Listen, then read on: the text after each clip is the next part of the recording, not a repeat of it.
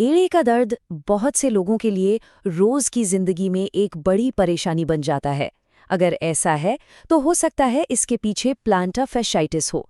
ये एक बहुत ही आम समस्या है, लेकिन इसका समाधान शायद हमारी सोच से कहीं ज्यादा आसान है। ये एहसास, सुबह बिस्तर से उठते ही पहला कदम रखना और ऐसा लगना जैसे कांच के टुकड़ों पर चल रहे हों, अगर ये जाना पहचाना लगता है तो आप अकेले नहीं हैं। ये प्लांटर fasciitis का एक क्लासिक लक्षण है जो दुनिया भर में लाखों लोगों को परेशान करता है।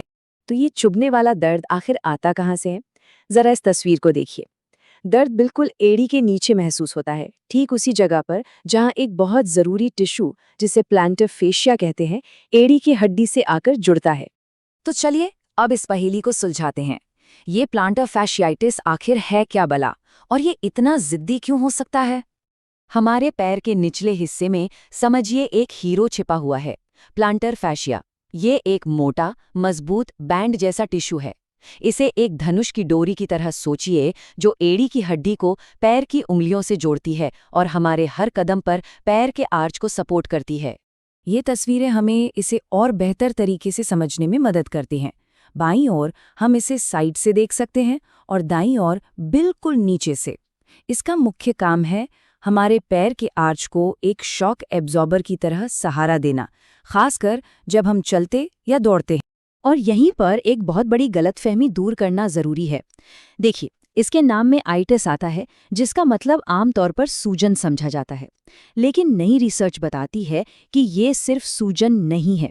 असल में ये बार बार बढ़ने वाले तनाव से टिश्यू में होने वाली छोटी छोटी टूट-फूट, यानी एक डिजेनरेटिव प्रक्रिया है। तो अच्छी खबर क्या है?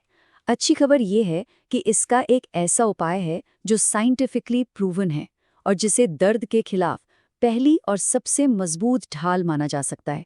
चलिए उसी स्ट्रेच के बारे में जानते हैं। और हाँ, ये कोई मामूली स्ट्रेच नहीं है। इसकी सबसे खास बात ये है कि ये नॉन वेट बेयरिंग है, मतलब इसे करते वक्त पैर पर कोई वजन नहीं डालना होता। जैसा कि आप देख सकते हैं, ये सीधा उसी धनुष की डोरी यानी प्लांटर फेशिया पर काम करता है और उसे धीरे धीरे खींचता है। और इसे करना भी आप देखेंगे बहुत ही आसान है। बस बैठना है, जिस पैर में दर्द है उसे दूसरे घुटने पर रखना है, फिर पैर की उंगलियों को पकड़कर आराम से पिंडली की ओर खींचना है, जब तक कि पैर के आर्च में एक अच्छा सा खिंचाव महसूस न हो। इसे 10 सेकंड तक रोकें और 10 बार दोहराएं। दिन में 3 बार, और सबसे जरूरी बात, इसे सुबह बिस्तर से उठने से ठीक पहले करना है। असली जादू यहीं छुपा है। लेकिन सवाल ये उठता है कि क्या ये इतनी सिंपल सी स्ट्रेचिंग वाकई काम करती है? क्या ये स्टेरॉयड इंजेक्शन जैसे पावरफुल मेडिकल ट्रीटमेंट को टक्कर दे सकती है? एक क्लिनिकल ट्रायल ने इन दोनों को आमने सामने खड़ा कर दिया और नतीजे सच कहूं तो हैरान करने वाले थे। Philippine journal of surgical specialities में छपी एक स्टडी ने एक बहुत सीधा सवाल पूछा, क्या ये खास स्ट्रेचिंग प्रोग्राम कॉर्टिकोस्टेरॉयड इंजेक्शन से बेहतर नतीजे दे सकता है? तो इस स्टडी में किया क्या गया? उन्होंने एड़ी के पुराने दर्द से परेशान मरीजों को समझिए 2 टीमों में बांट दिया। टीम ए को 8 हफ्तों तक रोजाना सिर्फ वो खास स्ट्रेच करने को कहा गया और टीम बी को दर्द वाली जगह पर एक कॉर्टिकोस्टेरॉयड इंजेक्शन दिया गया। और 8 हफ्तों के बाद जब नतीजे आए तो वो वाकई देखने लायक थे।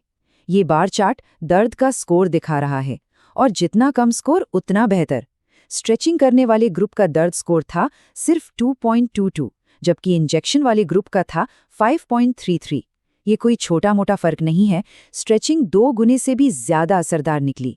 पर कहानी यहीं खत्म नहीं होती। जब मरीजों से पूछा गया कि उन्हें कैसा महसूस हो रहा है, तो स्ट्रेचिंग ग्रुप में सोचिए 10 में से 7 लोगों ने कहा कि वो पूरी तरह या बहुत बेहतर महसूस कर रहे हैं। इंजेक्शन ग्रुप में ये आंकड़ा 10 में से 5 से भी कम था। और शायद सबसे जरूरी आंकड़ा ये है, ये वो आंकड़ा है जो रोजमर्रा की जिंदगी से जुड़ा है। स्ट्रेचिंग करने वाले लगभग 80% मरीजों ने अपनी डेली एक्टिविटीज में 50% से ज्यादा सुधार महसूस किया। इंजेक्शन ग्रुप में ये संख्या सिर्फ 22% थी। इसका सीधा मतलब ये है कि स्ट्रेचिंग ने लोगों को उनकी नॉर्मल जिंदगी वापस लौटाने में कई ज्यादा मदद की। इतना ही नहीं, स्टडी ने स्टीरॉयड इंजेक्शन से जुड़े कुछ मुमकिन खतरों की तरफ भी इशारा किया, जैसे कि प्लांटर फेशिया का फटना या एड़ी के नीचे के कुशन का पतला हो जाना।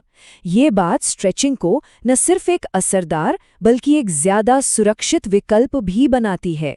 तो ये तो हुई एक स्टडी की बात, लेकिन क्या मेडिकल दुनिया के बड़े विशेषज्ञ भी इससे सहमत हैं?